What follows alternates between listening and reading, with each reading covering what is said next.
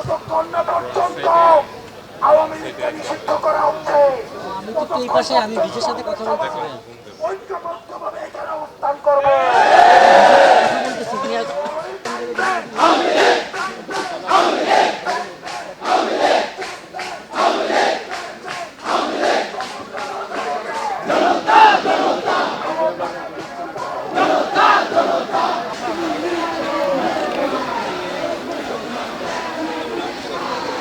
পাঁচ তারিখ পরবর্তী সময় আমরা বরাবরই একটা জিনিস জানিয়ে আসছি, যেই ফ্যাসিজমের যেই স্বৈরাচারের যেই দল গুন্ডা লীগ, এই গুন্ডা লীগকে নিষিদ্ধকরণের জন্য আমরা বারবার বলে আসছি। কিন্তু এখন এমন একটা পর্যায়ে এসেছে, এটা একটা একদফা দাবির মতো আমরা এখন যমুনার সামনে এসেছি যে আওয়ামী লীগকে নিষিদ্ধ করতেই হবে। আমরা বারবার ইনস্ট্রাকশন দিয়েছি, আমরা দাবি জানাইছি, আমরা বলেছি যারা এত রক্তক্ষরণ করেছে, দেশের মানুষের উপরে নির্বিচারে গুলি চালিয়েছে, তাদেরকে নিষিদ্ধ করার জন্য আমরা বারবার তাদেরকে আমরা অনুরোধ করেছি। এখন আর অনুরোধের সুযোগ নেই, এখন আমরা সরাসরি যমুনার সামনে চলে এসেছি।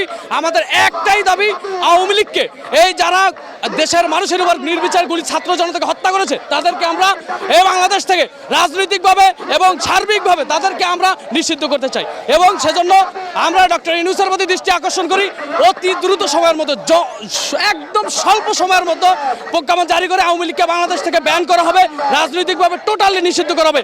আমার রক্তের উপর দাঁড়ানোর পরে, আমার রক্তের উপর দাঁড়িয়ে কোনো ধরনের গরিমসি করার কোনো সুযোগ নেই, আমরা সেটা মানব না। আমরা এখানে আহতরা এসেছি, আমরা এনসিপি পার্টি এসেছে, সর্বসাধারণ জনতা এসেছে। আমাদের একটাই দাবি, আওয়ামী লীগকে বাংলাদেশ থেকে ব্যান করতে হবে, নিষিদ্ধ করতে হবে। তারা কোনো ধরনের রাজনৈতিক কোনো কর্মকাণ্ড বাংলাদেশে করতে পারবে না। আমাদের এই মুহূর্তে আমাদের দাবি হচ্ছে আওয়ামী লীগের নিষিদ্ধ, এবং পাশাপাশি আওয়ামী লীগের এই যত এই গণহত্যাকারী যারা আছে, গণহত্যাকারী এই ঘটনার সাথে যারা সম্পৃক্ত ছিল, তাদেরকে দ্রুত বিচারের দাবিতে আনতে হবে।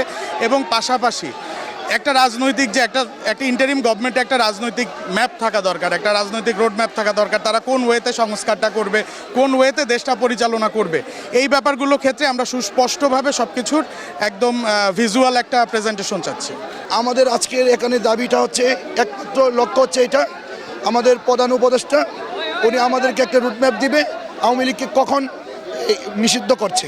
আর আওয়ামী লীগ যতক্ষণ পর্যন্ত নিষিদ্ধ না হবে ততক্ষণ বাংলাদেশে কোনো নির্বাচন হবে না, কোনোভাবেই হবে না। আমাদের সর্বপ্রথম দাবি হলো এখন আওয়ামী লীগকে নিষিদ্ধ করা। যতক্ষণ পর্যন্ত আমাদের দাবি না আদায় হবে ততক্ষণ পর্যন্ত আমরা এখানে রাস্তায় থাকবো, রাস্তায় ঘুমাবো, রাস্তায় খাবো। আওয়ামী লীগ নিষিদ্ধের ক্ষেত্রে জামাত, বিএনপি, জাতীয় পার্টি, জাসদ, খেলাফতে মজলিস, হেফাজতে ইসলাম, বাংলাদেশ খেলাফতে মজলিস, আমরা সকলে ধর্ম বর্ণ নির্বিশেষে সকল দল আওয়ামী লীগ প্রশ্নে একতাবদ্ধ করব। এবং বৈষম্য বিরোধী ছাত্র আন্দোলন সেটা যখন কোনো একটা দলের ছিল না, সমস্ত বাংলাদেশ 18 কোটি জনতার ছিল। যদি আওয়ামী লীগকে নিষিদ্ধ করা না হয় তাহলে আমরা সকলে আবার দুর্বার গতিতে আমাদের আন্দোলন চলবে।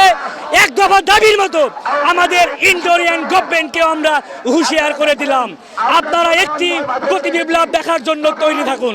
আমরা হচ্ছে প্রধান উপদেষ্টার কাছে চাই, যেটা আমাদের দাবি, যেটা সেটা হচ্ছে কতদিনের মধ্যে কোন প্রসেসে আওয়ামী লীগকে নিষিদ্ধ করা হবে সেটার সুনির্দিষ্ট তারিখ এবং ডেট ঘোষণা করলে আমরা এখান থেকে আমাদের আন্দোলন প্রত্যাহার করব।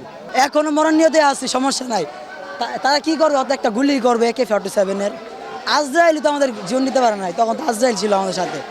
তো একটা গুলি খাওয়ার যত হয়ে গেছে, আরেকটা গুলি খাইলাম ইনশাল্লাহ। আল্লাহর কাছে শুক্রিয়া, আমি যে শহীদ হইতে পারি আল্লাহর কাছে অনেক শুক্রিয়া।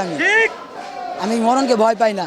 মূল কোনো দাবি নাই, জাস্ট একটাই দাবি, এক দফা এক দাবি হইলো আওয়ামী লীগকে নিষিদ্ধ করা এবং শেখ হাসিনাকে ওইখান থেকে না সবার সামনে ফাঁসি দিতে হবে।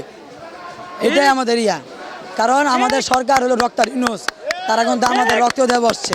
আওয়ামী লীগের যে সমস্ত অপকর্ম করেছে, তারা যে গণহত্যা চালাইছে, এই গণহত্যার দ্রুত বিচার এবং আওয়ামী লীগ নিষিদ্ধ করা, এবং যারা এই গণহত্যার সাথে জড়িত তাদের জন্য দ্রুত বিচার হয়, এবং তারা যেন যে তারা বিভিন্ন সময় বিভিন্ন বাইরের দেশে চলে যাচ্ছে বিচার, এটা মানে সরকারের সহযোগিতা ছাড়া সরকারের কোনো গুরুত্বপূর্ণ বিগত ফ্যাসিস্টের কোনো গুরুত্বপূর্ণ সদস্য এভাবে বিদেশ যেতে পারে না।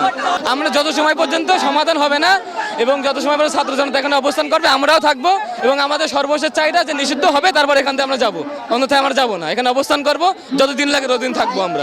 আমলিগকে নিষিদ্ধ চাই, কারণ এই গণহত্যাকারী আমলিগের সাথে আমাদের কোনো আপোষ হবে না।